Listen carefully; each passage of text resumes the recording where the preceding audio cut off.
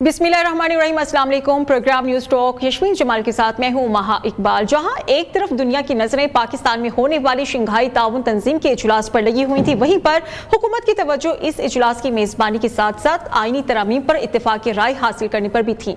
एक तरफ शंघाई ताउन तंजीम का इजलास हो रहा था तो दूसरी तरफ सैयद खुर्शीद शाह की सदारत में पार्लियामेंट की खुसूसी कमेटी का इजलास हो रहा था।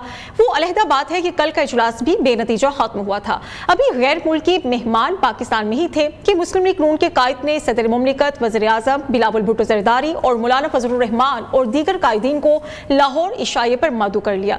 वजह वही आईनी तरामीम। इससे पहले कराची में मौलाना फजलुर रहमान और बिलावल भुट्टो की मुलाकात हुई, जिसमें दोनों जमातों में आईनी मुसविदे पर इत्तेफाक हुआ था। इस मौके पर मौलाना फजलुर रहमान ने कहा कि हुकूमती मुसविदा पहले भी मुस्तरद किया था, आइंदा भी करेंगे और फिर हुआ भी वैसा ही। मुस्लिम लीग नून की मेजबानी में पाकिस्तान पीपल्स पार्टी और जमीयत इस्लाम के सरबराहान का इजलास रात गए तक जारी रहा। अदालती इस्लाहात से मुतल्लिक आईनी तरमीम पर तीनों जमातों के दरमियान इत्तेफाक की राय हो गया है। ताहम मुस्लिम लीग नून को बाज शिकों पर अभी भी एतराज है। आज फिर पार्लिमानी कमेटी का इजलास हुआ। इस मौके पर इरफान सिद्दीकी ने कहा है कि आईनी तरमीम पर काफी हद तक काम हो गया है, सिर्फ फूंक मारना बाकी है। जबकि अपोजिशन लीडर उमर अयूब ने कमेटी में बात करते हुए कहा है कि जैन कुरैशी की अहलिया को अगवा किया गया है, दाऊद शाह और कई MNAs के अहले खाना को भी अगवा किया गया है। मेरे घर पर भी रेड की गई है, JUI के मेंबर्स को भी धमकियां मिल रही है। मीडिया से बात करते हुए उन्होंने ये भी कहा कि हमारे मेंबर्स को 1 अरब रुपए की ऑफर दी जा रही है। बैरिस्टर गौहर अयूब की बात करें तो उनकी तरफ से दावा सामने आ रहा है कि हुकूमत के साथ अरकान का भी आईनी तरामीम के हक में वोट ना देने का फैसला है। पैनल में आज मेरे साथ मौजूद है सीनियर एंकर पर्सन तज्जियाकार हैं नजम अली खान साहब और सीनियर तज्जियाकार सज्जाद मीर साहब भी मुझे ज्वाइन करेंगे। सीनियर तज्जियाकार हैं PJ मीर साहब। तो इस तरह से आज बड़ा स्ट्रॉन्ग पैनल मेरे साथ मौजूद है। नजम अली साहब, आगाज में आपसे कर लेती हूँ। पहले तो रातों रात ही कोशिश की जा रही थी कि आईनी तरामीम को पास करा लिया जाए। उसके बाद हमने देखा कि मीटिंग्स डायलॉग्स भी हुए, लेकिन कोई ऐसा रिजल्ट सामने नहीं आया। लेकिन अब ज़राए का ये कहना है कि पाकिस्तान मुस्लिम लीग नून और पाकिस्तान पीपल्स पार्टी आईनी अदालत के कयाम से ही पीछे हट गई है। आपको क्या लगता है, क्या रीजंस हो सकते हैं? हुकूमत क्यों नहीं कन्विंस कर पा रही मौलाना साहब को? देखें, इसको हमें थोड़ा सा समझना पड़ेगा। पहली बात तो आप इसको ये देखें कि पाकिस्तान इस वक्त जो आपस में बातचीत कर रहे हैं, पाकिस्तान इस वक्त मैच्योर पॉलिटिशियंस के हाथ में है। वो पाकिस्तान के मफाद को समझते हैं, पाकिस्तान के इश्यूज़ को समझते हैं। और जहाँ तक आईनी अदालत या आईनी बेंच का सवाल है, तो ये मकसद अगर आईनी बेंच से हासिल हो जाता है जो आईनी अदालत से हासिल करना चाहते हैं, तो मेरा ख्याल है कोई हर्ज नहीं है। इस वक्त जब हम बात करते हैं आईनी मुकदमात के हवाले से और बार बार ये कहते हैं कि जनाब वो 200 या 300 मुकदमात हमारी अदालतों का 80% वक्त ले जाते हैं, हमारी मीडिया का पूरा तवज्जो ले जाते हैं, हमारी आप ये कहें कि सारा वो हावी रहते हैं उन चीज़ों के ऊपर। तो अगर उस पर आईनी बेंच बन जाता है तो उस पर मुस्लिम लीग नून और पीपल्स पार्टी कायल हो जाते हैं। तो ये बड़ी एक जमहूरियत की फतह है। आप हमें इस चीज़ को नेगेटिवली देखने की बजाय पॉजिटिवली देखने की ज़रूरत है कि हम आपस में लड़ नहीं रहे, हम कोई 9 मई बर्पा नहीं कर रहे, हम यहाँ पर एक दूसरे के ऊपर हमले नहीं कर रहे, हम एक दूसरे की गिरबानों पर हाथ नहीं डाल रहे, हम डिबेट कर रहे हैं। जमहूरियत का हुस्न क्या है? आप कायल कर दें या आप कायल हो जाएं। तो अगर मुस्लिम लीग नून और पीपल्स पार्टी इस पर आ गए हैं तो बात सिर्फ आईनी अदालत की नहीं है, बल्कि 26वीं आईनी तरमीम जो है वो तो इतनी जामे है कि अभी भी उसके, आज जिस वक्त हम ये प्रोग्राम कर रहे हैं, अभी भी उसके कुछ पहलू ऐसे हैं कि जिनके ऊपर बातचीत जारी है। अब इरफान सिद्दीकी साहब ने बताया है, मेरी उनसे बात जो हुई, उन्होंने बताया कि कल ये पेश कर दी जाएंगी, सेनेट में पेश हो जाएंगी, तो उसके बाद ये चीज़ें वाज़ेह हो जाएंगी कि क्या क्या चीज़ इसमें आ रही है और क्या चीज़ नहीं आ रही। आईनी तरामीम वक़्त का तकाज़ा है। देखें, किसी भी मुल्क ने अगर आगे चलना है तो वो ठहरे हुए पानी की तरह नहीं हो सकता। वहाँ पर नए नए इश्यूज आएंगे, नए नए मामलात आएंगे, आप उनको डील करेंगे, उनमें तरमीम करेंगे, उनमें कानून साजी करेंगे, तो हम आगे बढ़ रहे हैं। और मैं ये समझता हूँ, मैं इस वक्त भी कहता हूँ कि पाकिस्तान तहरीक इंसाफ को भी आगे बढ़ना चाहिए, अपनी तजावीज़ दें। आप देखिए, आपने मौलाना ने क्या किया, मौलाना ने क्या किया, एक मौके पर सब कुछ मुस्तरद कर दिया, उसके बाद फिर बातचीत चली। और पाकिस्तान पीपल्स पार्टी ने एक मैच्योर पार्टी होते हुए, और बिलावल को मैं अप्रिशिएट करूँगा कि अभी हम उसको बच्चा कहते हैं, लेकिन बहरहाल वो उनका एक उम्र हो चुकी सियासत में, उनके घर से सियासत निकली, उन्होंने जो रोल प्ले किया उसके बाद 26वीं आईनी तरमीम अब एक हकीकत बनने जा रही है। مجھے یہ لگتا ہے کہ کل شام کو اگر ہم اس کو ڈسکس کر رہے ہوں گے تو بالکل مختلف انداز میں کریں گے. لیکن مولانا صاحب مان کیوں نہیں رہے؟ آپ یہ سمجھتے نہیں کہ پھر یہ تو پی ٹی آئی کے سٹانس کو تقویت ملے گی کہ اگر آئینی عدالت بنتی ہے تو یہ ہے کہ سپریم کورٹ کی پاور کو سبوتاج کرنے کی کوشش ہوگی؟ نہیں, پاکستان تحریک انصاف کے موقف کو اس صورت میں تقویت ملتی اگر یہ آئینی ترمیم ہو ہی نہ پاتی, اگر آپس میں اتفاق رائے ہوتا ہی نہ. پاکستان تحریک انصاف کے موقف کو اس وقت تقویت ملتی جب فساد برپا ہوتا, جب ایک دوسرے سے لڑ رہے ہوتے. پی ٹی آئی کیا چاہتی ہے؟ دیکھیں, پاکستان تحریک انصاف کے حوالے سے میں پہلے بھی کہہ رہا ہوں, ان کو چاہیے آگے بڑھیں, اپنی تجاویز پیش کریں. ہو سکتا ہے ان میں کوئی تجویز ایسی ہو کہ باقی دوست اس پر قائل ہو جائے,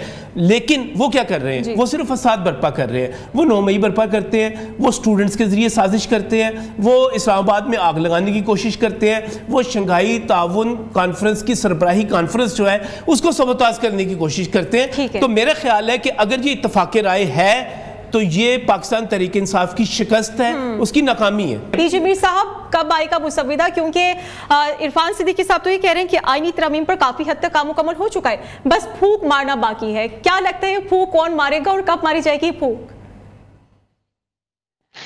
دیکھیں, یہ جو ہم آج باتیں کر رہے ہیں یہ بہت پرانی ہو چکی ہیں, پہلے بھی ہو چکا ہے. آج آپ کے پاس ایک ٹارگٹ ہے جو کہ پی ٹی آئی ہے.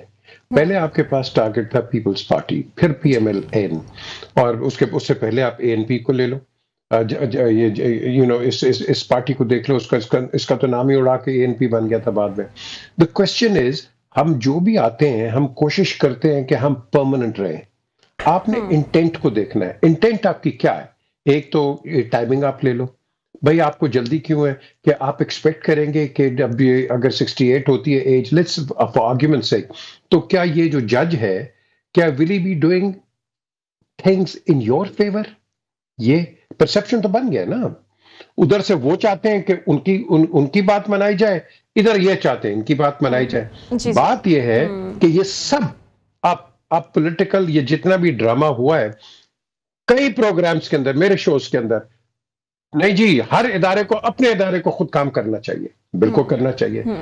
جہاں میں بیٹھا ہوں, parliament does not interfere in the judicial system of the country. It does not. It makes the law بناتی ہے, اینڈ دے ایکسپیکٹ دا ججز to be honest and faithful to their allegiance to the constitution. Interference نہیں کرتے. اب آپ مجھے بتائیں کہ یہاں وہ کہتے ہیں جی کہ جو فوج انٹروین کرتی ہے. فوج کیوں انٹروین کرتی ہے؟ اس لیے کرتی ہے آپ وہ جنرل لے کے آتے ہیں کہ وہ جو آپ کے لیے کام کرے. بھائی کیوں یہ ہوا ہے؟ اور پانچ آرمی چیف بنائے تھے نواز شریف نے, پانچوں نے نواز شریف کی چھٹی کی ہے. اب مجھے بتاؤ, یہ فوج کا کوئی کسی کا نہیں ہوتا. اور جو جج ہے جو کہ کنٹروورشل بن گئے, ان کو چاہیے تم یہ جو کیمروں کے پیچھے آ جاتے ہو اور اسٹیٹمنٹس دیتے ہو, تمہارا کام اسٹیٹمنٹس نہیں ہے. Go and give your decisions. یہ ڈیسیژنز کو پھر ایکسپلین کرتے ہیں وہاں. تو جب آپ اس طرح کی بات کرتے ہیں تو کنٹروورسی آ جائے گی. آئے گی کہ نہیں؟ بالکل آئے گی. تو اس کو ہم نے اوائڈ کرنا ہے.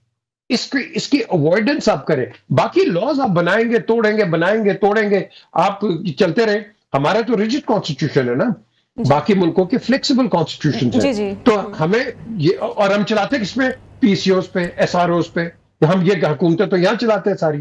اور یار آپ اپنے کانسٹیٹیوشن کو ریویو کرو, سارے بیٹھ کے مل کے کرو, تاکہ ہم یہ ایک عام آدمی ہے اس کی بھی کوئی جان ہے کانسٹیٹیوشن کے اندر. عام آدمی ریڑھی والا جو بالکل غریب ہے, he has no say in the constitution of the country. None. کوئی میں چیلنج کرتا ہوں, مجھے بتا دو اس کے کانسٹیٹیوشن رائٹس ہی کوئی نہیں ہے یار. آپ ان کو لوگوں کو تکڑا کرو, اور اسی طرح کرو گے جب آپ یونائٹڈ ہو گے. ہمارا پیرامڈ یونٹی کا نہیں ہے.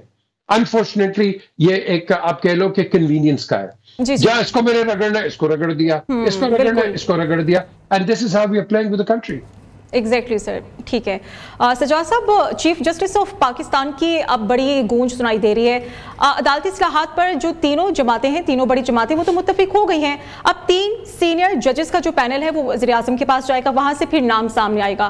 اب آپ کو لگتا ہے کہ یہ معاملہ متنازع مزید ہوگا یا پھر کچھ کلیریفیکیشن ہوتے ہوئے نظر آئے گی؟ دیکھیں بات یہ ہے کہ جو اس وقت عدالتی سسٹم ہے وہ چل نہیں رہا. اس بات کو مان لینا چاہیے, اس بات کو تسلیم کر لینا چاہیے کہ جتنا کیاس کرائسس ہماری عدلیہ نے پیدا کیا ہے شاید کسی دوسرے ادارے نے پیدا نہیں کیا, اور جتنا ایک ملک میں نظم قائم کرنے کا ذمہ داری عدلیہ کی ہے کسی اور کی نہیں ہوئی. یہی وجہ ہے کہ یہ کرائسس پیدا ہوا ہے.